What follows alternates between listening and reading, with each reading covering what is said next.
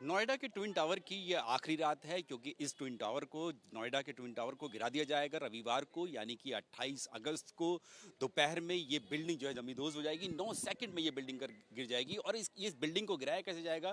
दरअसल इसके लिए एक्सप्लोजिव यानी कि एक्सप्लोजन के जरिए गिराया जाएगा।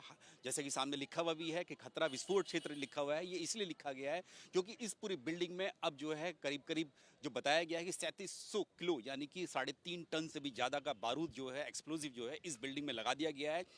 10,000 पॉइंट ऐसे बनाए गए हैं इस बिल्डिंग में, जहां पर इस बिल्डिंग के अंदर दोनों टावर्स के अंदर 10,000 पॉइंट पर एक्सप्लोजिव लगाए गए हैं।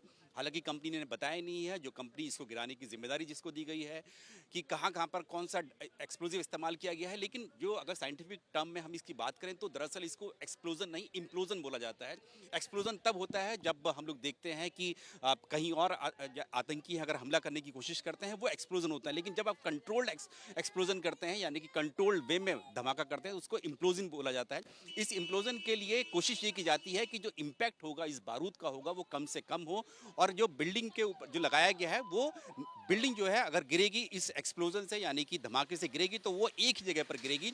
यानी कि वो जितना भी मलबा होगा, क्योंकि इतनी बड़ी ये बिल्डिंग है, ये दोनों टावर जो बताए जा रहे हैं कि करीब करीब 100 मीटर के हैं, ऊंचाई के हैं, तो ये बिल्डिंग को गिराने के मलबा भी बहुत ज़्यादा यहाँ पर हो जाएगा। और उस मलबा को कहीं दूसरी बिल्डिंग में, क्योंकि इसके बराबर में जो दूसरी बिल्डिंग है यहाँ पर, जो रिहायशी बिल्डिंग्स हैं, इनके ऊपर ना गिरे, ये मलबा ना गिरे, इसके लिए ये कंट्रोल्ड एक्सप्लोजन किया जा रहा है। और हालांकि आरडीएक्स का इस्तेमाल किया जाता है, पीईटीएन का इस्तेमाल किया जाता है, अमोनियम नाइट्रेट का इस्तेमाल किया जाता है, डायनामाइट्स का इस्तेमाल किया जाता है इस तरह की बिल्डिंग्स को गिराने में। जैसे कि हमने कोची में देखा था, केरल के कोची में इस तरह की बिल्डिंग गिराई गई थी, और दुनिया भर में भी कई जगह पर इस तरह से कंट्रोल्ड ब्लास्ट से करके इन बिल्डिंग्स को गिराया जाता रहा है। लेकिन ये अगर बात करें कि दिल्ली एनसीआर की बात करें तो पहली बार इतनी बड़ी बिल्डिंग जो है वो गिराई जा रही है, जो कि गैर कानूनी तरीके से यहाँ पर खड़ी की गई थी।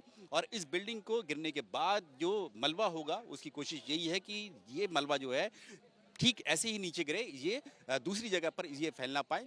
और ये यहाँ पर ये इस बिल्डिंग को देखने के लिए, क्योंकि ये इस बिल्डिंग की आखिरी रात है, तो लोग भी यहाँ पर दूर दूर से इकट्ठा हो रहे हैं। जो आसपास के लोग हैं वो तो आ ही रहे हैं यहाँ पर देखने के लिए, लेकिन दूर दूर से लोग यहाँ पर इस बिल्डिंग को देखने के लिए यहाँ पर आ रहे हैं, क्योंकि ये बिल्डिंग जो है पहली बार ऐसा नज़ारा जो है हम लोग देख रहे हैं नोएडा में या दिल्ली में भी। इस तरह की बिल्डिंग जो है जिसको कंट्रोल ब्लास्ट करके गिराया जा रहा है, वो पहली बार ऐसा हो रहा है।